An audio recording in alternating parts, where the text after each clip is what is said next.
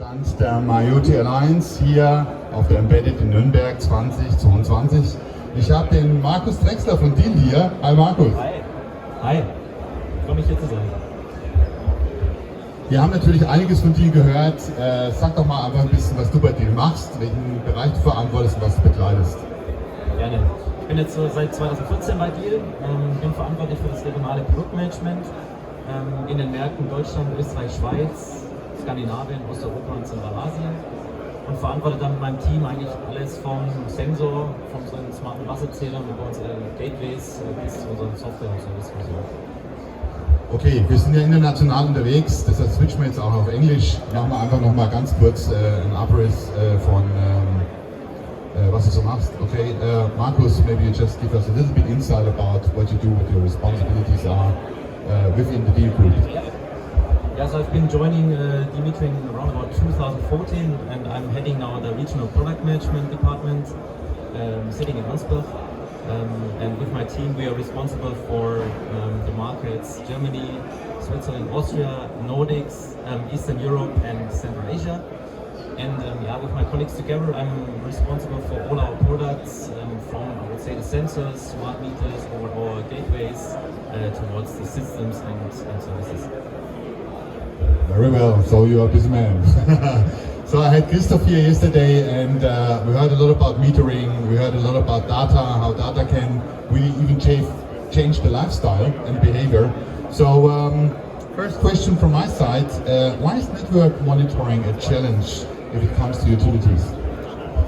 Yeah, I mean, as you know, our major customers are water and energy utilities and suppliers, and I mean, from our day-to-day lives, we of course know that they deal with measuring consumption and sending us once per year, for example, a bill. But it's only a part of the problems that they deal with. And one of the major problems is, of course, nowadays to use water resources efficiently and to operate the network also in an efficient way. So and that's why water network monitoring has become very important for them. And in this respect, one major challenge is really the topic of water losses.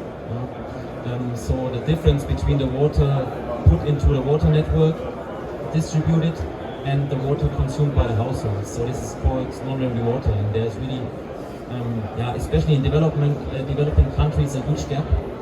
So the utilities lose money, and they don't operate the network efficiently. So this has become really a big problem. Well, you say no revenue water, so that means the water is wasted, and we actually kiss by wasting the water this precious element goodbye, and both sides are suffering. The ones who really put the effort in to make it available, and of course the others who try to get the water. Wow, that's a very, very big contribution to sustainability. So can you also give me a little insight about the dimension of the network monitoring, and maybe on a global dimension in regards of the figures? So there are some statistics from, for example, the World Bank saying that water losses sum up to 68 billion US dollars. So it's really a huge sum, 68 billion US dollar annually on water losses. When we look to our markets, we see that, for example, in Germany between 8 and 10% of water is lost, and you can see these dimensions in Germany. In France, it's up to 20%. If you look then to developing countries, it goes maybe to 50-60% of water that is lost between production and consumption. And it's really a lot of money, of course, but also a lot of precious resources, scarce resources, water in some countries that get lost. And that's why really the utilities want to tackle that problem and need solutions for that. Well, so we have a double effect from both sides. So we have countries which don't have a really modern or developed water system, and we have existing ones which basically age, and due to the aging, they're getting worse and worse, and that of course adds up to the percentages. For me, it's hard to believe that we have losses up to 20% in the heart of Europe. Goes beyond my imagination. So how do your solutions help the end customers, the communities, and in the very end the countries to counteract to this effect? I mean, first of all, of course, everything starts with measuring. Yeah? So when you look how the utilities are reading the meters today, it's in Germany, I mean, you know it maybe as well, you get the postcard once per year, you type in your meter reading. So there's a lot of errors in the meter reading. So how should the utility really monitor the network? There's no chance. So that's why we really start with the sensor. And as you know, we have been starting developing radio sensors and meters now more than, I think, 25 years ago. So the route to IoT goes back really a long time, also in Diehl Metering's history. And so this is really the start point, I would say, the smart meter, the Hydros tool, for example, that we have on metering that measures accurately and efficiently the water, and is also able to transmit that information to the network very often. So that means that the utility can have in their solutions, in their water monitoring systems, for example, hourly values, not only once per year a reading, where there's no chance of monitoring, but really hourly values. And this is really our credo to say, to collect a lot of data and use this data. So this is also an issue because they may be collected, but they don't use it. So they collect it and they also use it then in the systems. I mean, also over here, I mean, this is your home turf, you do this since decades, and of course, I know the papers where you have to fill in your consumption and so on, but I also know of course the emerging new technology. So of part of the years we reside in Denmark. So one day I got a letter from my community supplier, and a friendly Dane came in and he put all this remote monitoring and data collection in, and of course ran me through how I can check on my consumption and so on. And of course, what Christoph described yesterday, yes, it has an impact on your behavior. Now you really know and you really figure out and say like, hey, why did I use so much energy? I wasn't even there. And that's very important. So we know that cities metering, you resides inside the city. You have a lot of barriers, which are walls, a lot of interference. It's not the most friendly environment for a radio system. Why did you choose mioty? Yeah, I think we have, of course, experience with different radio technologies, and we have also inside our meters different radio technologies, but we really believe that mioty is really the technology of choice when it comes to smart metering, and it gives us really a lot of advantages. The first thing when it comes to monitoring is of course the topic of availability of data, of different data. When you look to different LP1 technologies inside a meter, you would maybe only transmit a meter index that is relevant for billing. When we use the mioty technology, we can transport more information. We can transport flows that are relevant for leakage detection. We can transport alarms. We can transport even water temperatures, which helps utilities to look into the topic of water quality as well. So this is, I would say, the first big advantage of mioty that allows us to transport a lot of data. The second topic is the topic of data timeliness. So, I mean, I mentioned the topic of hourly values. When you look into network monitoring, you have to really collect data very frequently and have them in the system really near live. So one big advantage of the mioty technology is also that we can have the system, for example, every hour already in the system, so the utility can already analyze them and don't need to wait 24 hours to receive data that is then already maybe 23 hours old. So this is a big advantage. And then when it comes to bigger systems, of course, the pattern of mioty, the topic of telegram splitting helps us really a lot.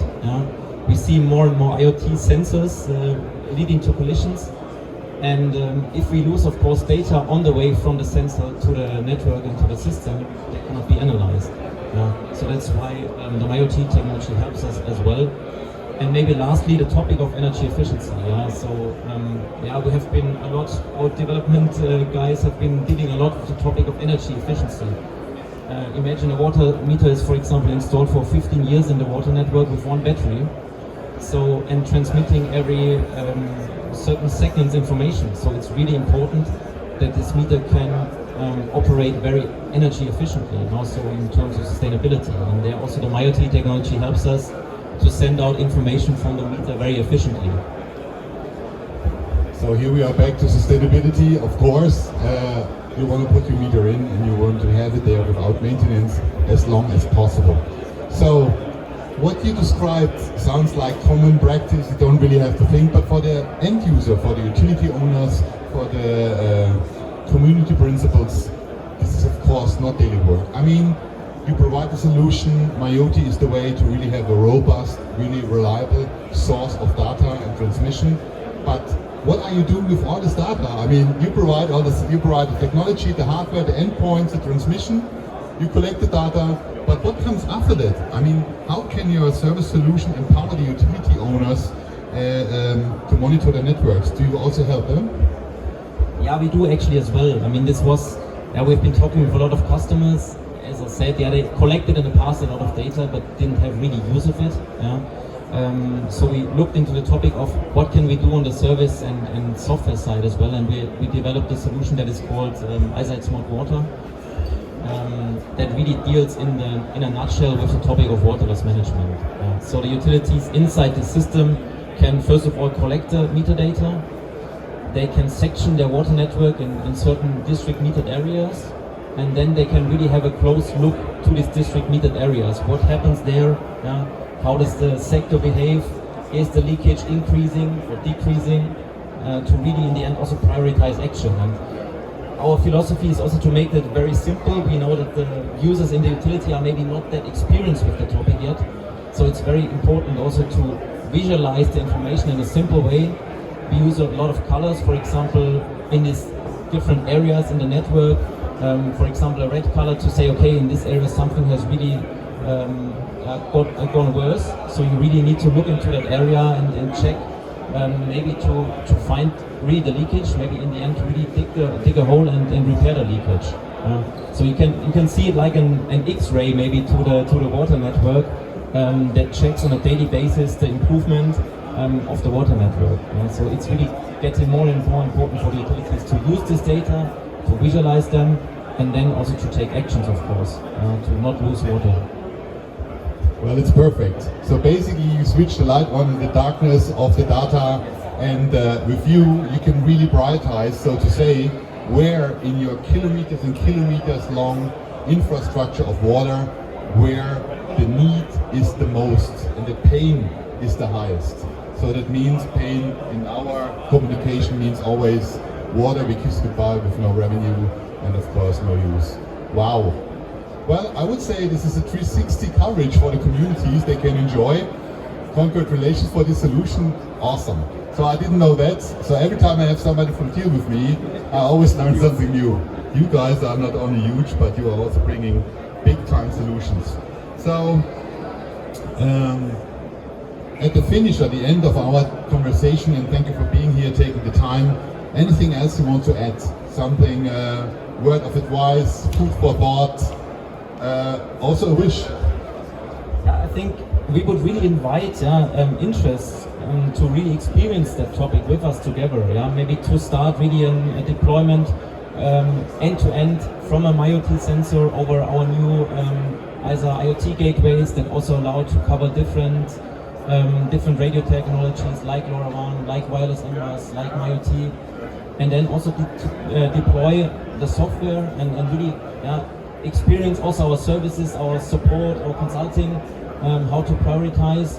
So we're really more than happy to contact the Diehl Metering colleagues, to contact me, my colleagues, and really to start to experience the beauty of these technology solutions.